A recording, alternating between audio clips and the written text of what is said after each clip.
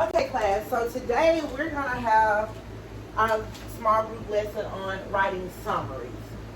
So, do you guys know what a summary is? Yes, ma'am. Okay, so when we summarize means to make it shorter, include just the facts, like a reporter. Okay, so when we're summarizing, the first thing I want you guys to do is read the text. I want you to identify the main idea, that is the central topic. Okay? The second thing I want you guys to do is to write an SAAC statement for your topic sentence. What is an SAAC statement? Well, when we're doing summaries, you use a SAAC statement as your summary's topic sentence. The first S means stated. I want you to be able to recite the name of the article, the type of writing that it is. The second A stands for assign. Use the author's name, the publication, or the type of story or text that you are reading, okay? The second A stands for action. Choose a verb like explains or tells when you're going to do the summary of the text. The C stands for complete the sentence. Use your main topic, okay? For an example, if I were doing an article, I could do in the article the story behind the switch. The Colorado Reader explains the benefits of electricity. That's an example of my main idea, my topic sentence, okay? And that's how I would start off my summary about electricity, okay? The third thing that we're going to do when we're writing a summary is identify key details or important facts. The fourth thing is write the summary, and that is a few sentences that capture the main events or its key points of the text that we are reading. Now, I have passed out a sheet that contains a story called The Ant and the Grasshopper. We're going to go over this story together.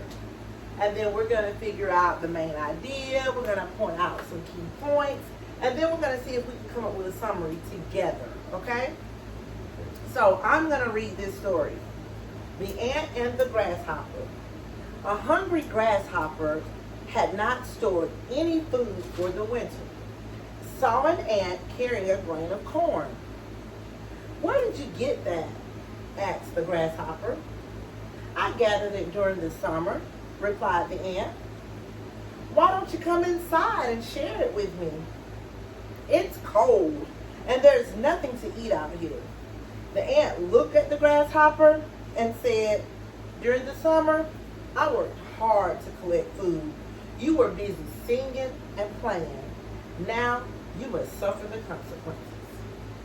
All right. So while I was reading that text, can anybody tell me what they think the main idea of this text is? Yes, Lynn. I believe the main idea is to not procrastinate and to prepare yourself when you need to prepare yourself. Okay, I like that. Do not procrastinate. Okay. What are some key points from this story? I would say the grasshopper didn't store any food for the winter. Grasshopper didn't store any food. Any other key points? The ant had corn. The ant had corn. Anything else? Yes. The grasshopper didn't do anything. Grasshopper didn't do anything. Good job, guys. So, now let's think about some of the things that we just said.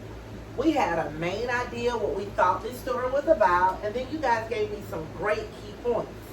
So, if I were to write a summary about this particular story, my summary would be this that I have here on my anchor chart. My summary says, in the fable, a grasshopper asks an ant for food during the winter.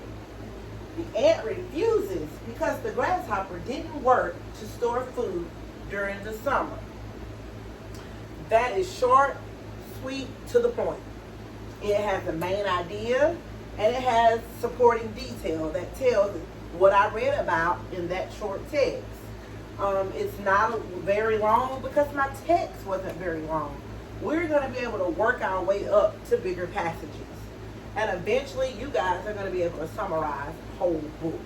Okay? So let me go back to my SAAC statement. In my SAAC statement, I stated that you have to name the article, the type of writing, the author's name, the publication, the type of story or text. Well, if none of that is mentioned in my text, so the worksheet I gave you gave us a title, it told us it was a fable, and then it just went into the text. So if you are missing some of those details, it's okay to not put it in your summary, okay? If it gives you those details, include it in your summary, all right? All right, so everyone, for my example to SAAC statement, it gave me all of that. It told me in the article, so I knew it was an article that was read. The story behind the switch, that was the title. The Colorado Reader, so I know that's where the publication came from, where I read it. And then I went into the rest of my statement. But in the one about the ant and the grasshopper, I didn't have all of that information. So I just put in the fable because I knew that's what type of text that it was. And then I went into my main idea and my key details, okay? So now, I'm gonna let you guys take a turn. We're gonna go over another story. If you would flip over the sheet of paper that I passed you out, there is a completely different story on the back. All right? This story is called The Great Chicago Fire. And I want you guys to take a few moments to read this story silently to yourselves.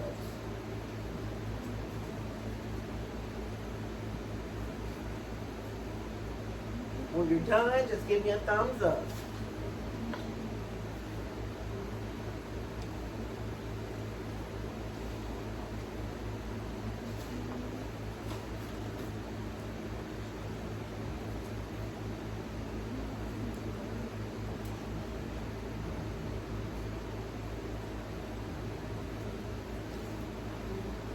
Good job.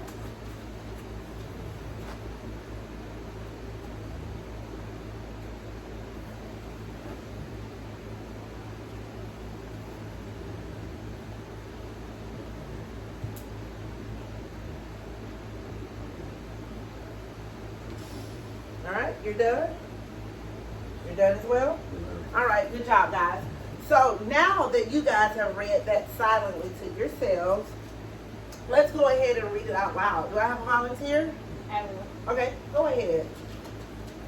The Great Chicago Fire of 1871 was one of the most destructive fires in history. It started October 8th in a barn on the city's west side. A strong wind spread the flames quickly, turning buildings into fire traps. The fire raged for over 24 hours, destroying thousands of homes and businesses. The city was left in ruins, but the people of Chicago showed great resilience and rebuilt their city. Good job.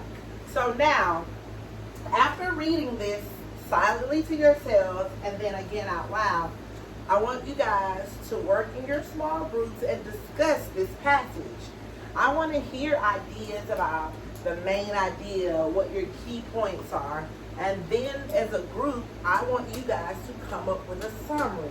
And then you're going to tell me what summary you came up with, and we're going to see if you guys have all the parts that you should have. So ready, set, go. Okay, so for say you got the name, do you agree? I agree. Do you agree? Do you agree? We should have the include top. title. Do you agree?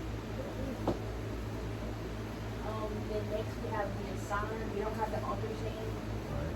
but we do have the type of text and it's a non-fiction. But it doesn't include it, but I would assume it's a nonfiction. So we don't have fiction, right? And we have the name of the article. So all we have to put right now is In the basically just, nonfiction. so we just have to put the Great Chicago Fire. Because we know it's a non-fiction, they Yes. didn't give us that. Right, okay. So Do I you feel agree? like, I feel like we should, I feel like we should. I I thought feel like we should say in the Great Chicago Fire. All right. So once you guys get all your details together, I want you to go ahead and start writing that summary. And only one student has to write it. Just make sure you guys are all putting your ideas together. which one did you would like to write? I'll write. But we can still discuss. Yeah, you can still discuss as you're writing, and then go ahead and write down your summary. So Discuss first, it as you're writing, so you have all your details. I said we put the Great Chicago Fire.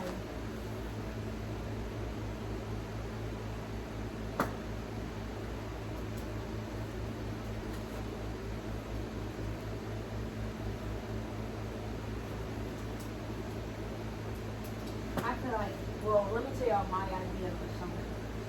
I would probably put the Great Chicago Fire was one of the most destructive fires in history. The event occurred October 8th, 1871. And lasted over 24 hours. I don't think that's the detail that we You don't think so? Ron, The length of the fire, I feel like do you that's- agree or disagree? Disagree? So you don't think we should add B? You don't think we should add that it lasted for 24 hours?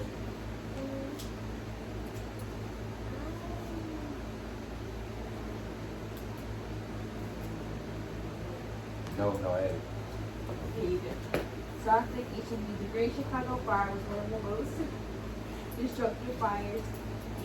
Wait, no. The Great Chicago Fire was one of the most destructive fires. It occurred October 8, 1871 and ruined the city. It started on the west side, destroying homes and businesses. Although the city was in ruins, the people of Chicago rebuilt their city. And that's it. Do you I agree? like it. I do. That's what you guys. All of you agree on that? I agree. You agree? Okay. Alright, he's gonna write it for us. He's gonna write it for you. Okay. Sounds pretty good. While you guys are writing yours, I like all the details that you used. And I have an example, and I think I used some of the same exact information that you guys did. When I read over it and I did a summary for myself, yes ma'am. Since ours, it does include a name, but at the same time it doesn't, do we have to put in the Great Chicago Fire? Okay, Or we'll should just we put start the- off with the Great Chicago Fire? The Great Chicago Fire. Yeah, you can do that. That's actually exactly how I started mine.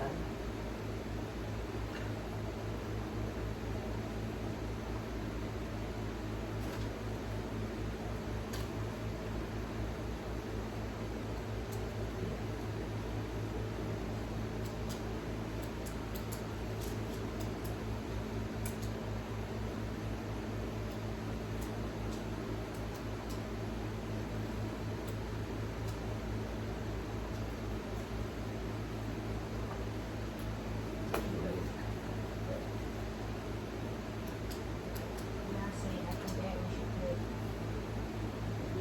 it started on the, I feel like it's the Great Chicago Fire was a very destructive fire that started October 8, 1871. I feel like it should be occurred instead of started. It's It's like you're going back in time and telling history till it occurred. Instead of started.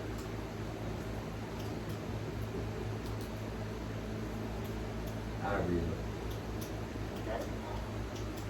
When you guys are done, you can just read it out loud to me, your final summary.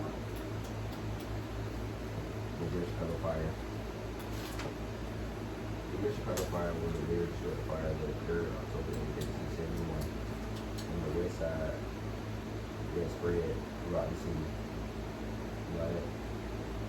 You said that spread, you what? That spread throughout The Great city. Chicago Fire was a very destructive fire that occurred on October 8, 1871 that started on the west side and spread throughout the city.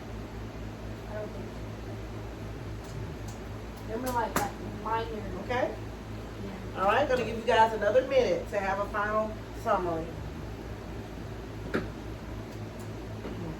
Do you think we should add the west side part or no? Yes. We will have it. That's 2 hours.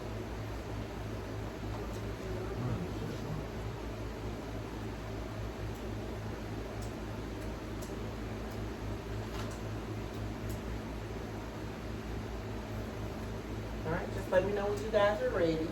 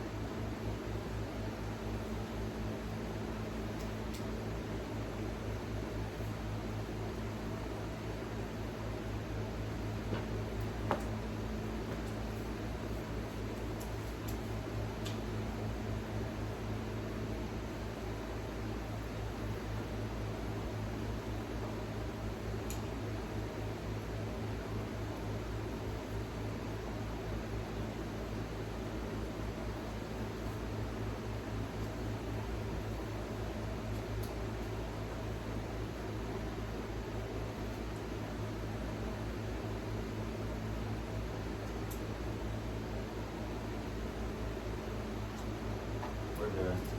All right, so go ahead and read your summary to me. The Great Chicago Fire was a very destructive fire that occurred October 8, 1871 on the west side and spread throughout the city, destroying many businesses and homes. Despite the setback, the people of Chicago stood tall and rebuilt their city. Okay, pretty good. So, when I did my summary of the story, it's pretty similar to yours. I came up with the Great Chicago Fire in 1871 was a devastating event that destroyed much of the city. Starting in a barn, the fire spread rapidly due to strong winds, leaving the city in ruins. However, the people of Chicago rebuilt their city after the fire. So you guys were pretty close. I like how you guys worked together to come up with that. Pretty neat. So what I'm going to do now is a quick recap of today's small group lesson. So again, when you summarize, that means to make it shorter. Include just the facts like a reporter. So what I want to know is just have a quick discussion with you guys. Why summarizing is a skill that is important for reading comprehension. Why do you guys think summarizing is important when it comes to reading? Yes. I think it's important because say you want to tell your friend about a good book, you don't want to spoil the book or just pull out, try to explain the whole book. So it will be easier, and for authors, draw attention to their book. You summarize it and make the interesting parts more noticeable and make people want to read your book. Okay, I like that idea. Yes. I feel like it's just overall a more efficient way. More efficient way to tell us. Oh, okay, I like that. Awesome. Okay, so what challenges did you guys face today when summarizing your story? I would probably say everyone agreeing on. Okay, absolutely. That's always going to be an issue when you work in a group. Everybody wants to use their facts, right? But when you work in a group, you agree on what you're going to use. So I like that idea. But the good thing is when you guys get ready to do an individual one, that eliminates that problem. Absolutely. You get to use your facts. So how did summarizing help you understand the text better? I feel like it just really set it in stone in my brain. Because sometimes when you read, you can forget what happened. So most people try to summarize so they remember. So you can remember because it's a shorter amount of information to remember. Absolutely. I completely agree. So what I'm going to do now is to close out small groups. I'm going to go ahead and give you guys another passage, and you guys are going to individually work on those and see what all you learned today about summarizing.